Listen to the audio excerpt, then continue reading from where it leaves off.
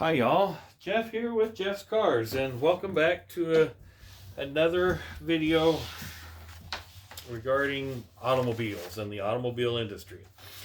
So I found some interesting articles out on the old web, and a couple of them I think I want to bring to everybody's attention because it affects you, the consumer, or us, the consumer, on the automobile market. Now, a lot of people are probably saying, well, Jeff, why do we care? Well, we do care because, people who buy cars, new cars and used cars and things like that, it affects your pocketbook. And as we're going into a new era of the,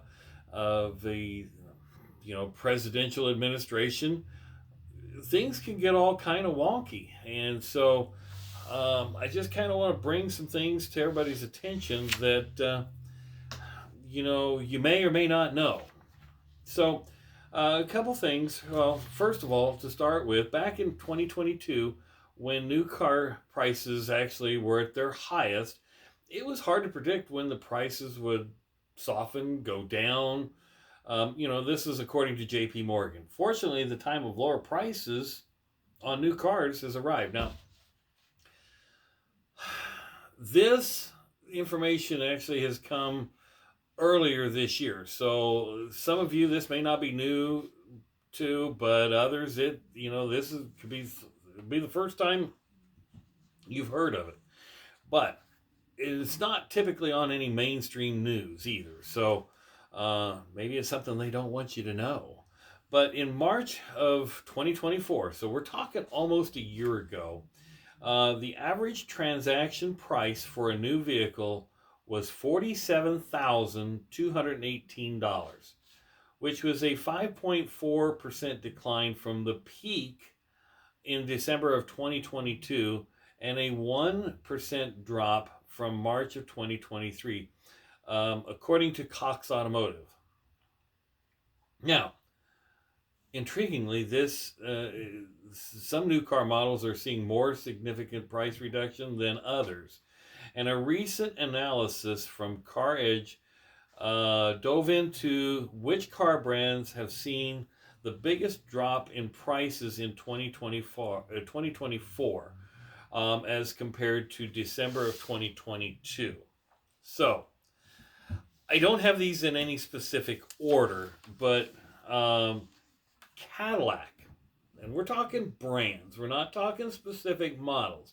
So while the Escalade probably continues to go up, the car brand itself, Cadillac, has seen a 7.65% reduction in price, overall price, from December 2023 to March of 2024. Ram. So this is pickups. December 2023 average price was $66,000. March 2024 price was $63,159. So that's an average price drop of 5.71%. Jeep down 6.52%. GMC down 6.82%. Ford down 7.35%. Mitsubishi down 5.14%. Nissan 5.28%. Hyundai 5.36%. Chevrolet 9.25%. Chrysler 4.91%. Dodge 12.59%. I want you to keep that one in mind because there's something else going on about Chrysler, Jeep, and Dodge. Jaguar 5.3%. Lincoln 3.78%. Audi 3.87%, Buick 4.24%, Mercedes 4.38%, Infiniti 3.44%, BMW 3.44%, Kia 3.59%, and 3.77% on Honda. Now, you see Toyota in there? No. So let's go back to the the Dodge with a 12.59% drop in average price. What did Dodge come out with? That Hornet car, considerably lower price. They were trying to get back into, excuse me, the smaller car market, the more inexpensive market. So that probably drove some of it. Drove some of the pricing down, because the pickups certainly haven't gone down, with the exception of now here towards the end of 2024. I know Ram has been offering the Ram pickup at a significant reduction in price, 25% off of MSRP. Now, what does that mean to you and us, the consumer? Well, it means that your trade-in, they're probably not going to give you much for your trade-in, so that they can make up the difference. I mean, the dealer's got to make money as well. What that also means is the overall resale value of it 2 and 3 years down the road is going to drop significantly as well, because it already started low.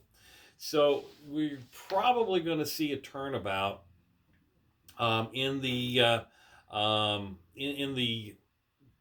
new car and used car market, because dealers and manufacturers are going to be incentivizing their new cars even more and more as the spring months come along, so that the dealers don't have a lot of 2023 and 2024 and now 2025 inventory sitting on their lots.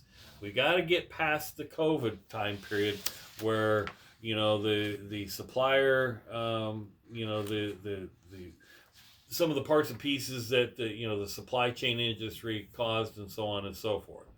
But is that what's going to take place? We're going to soon to find out with the new administration coming in.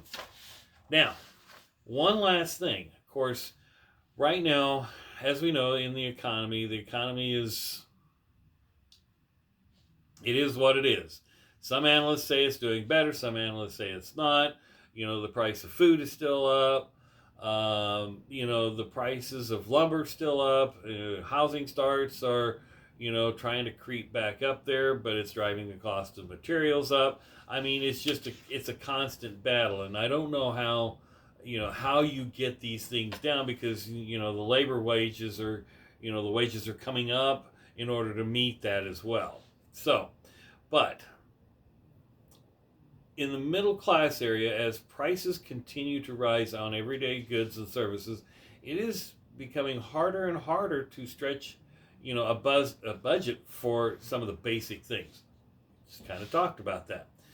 However, in 2025, things might take a turn for the better or worse.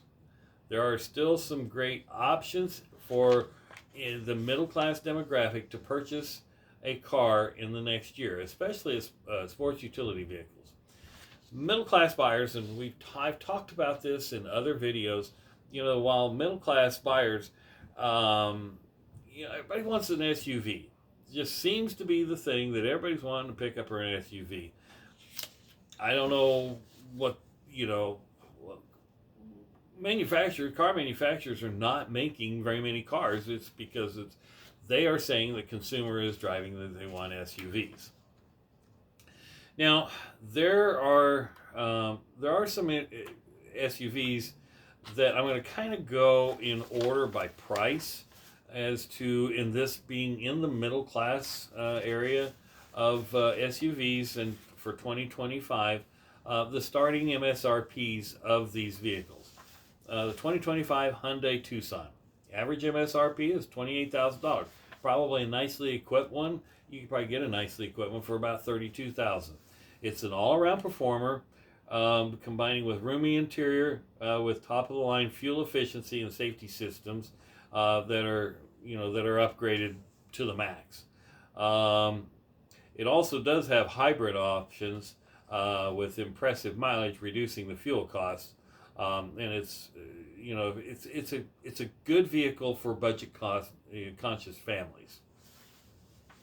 The next 2025 Kia Sorento. Average MSRP is around 32,000. And again, this is a spacious SUV that will fit the whole family with 3-row seating, and also having a hybrid variant as well. So if you're looking for a fuel efficient vehicle, there again is another one. Both of them from Kia and Hyundai. The next, as you go up the tiers a little bit, the next one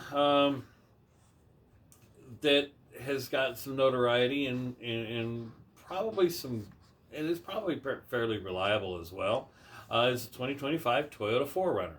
It's an all-wheel drive SUV, accommodates up to 8 passengers, and is known for its top-notch safety ratings, according to John Johanna, the CEO of Blue Diamond Auto Glass. It includes plenty of standard features, making it ideal for families looking for reliability, safety, and practicality for a competitive price. Also, Toyota didn't know, and I didn't know this, Toyota does offer in-house financing options which make it accessible to more people. So, kind of like General Motors has GMAC and Ford has Ford Credit, so Toyota must have a credit source of their own. Didn't know that. Never bought a Toyota, haven't bought a Toyota in years, and of course never bought a brand new one. The next in the same price range is the Honda Passport. The 2025 model of the Honda Passport blends rugged off-road capability with spacious comfort.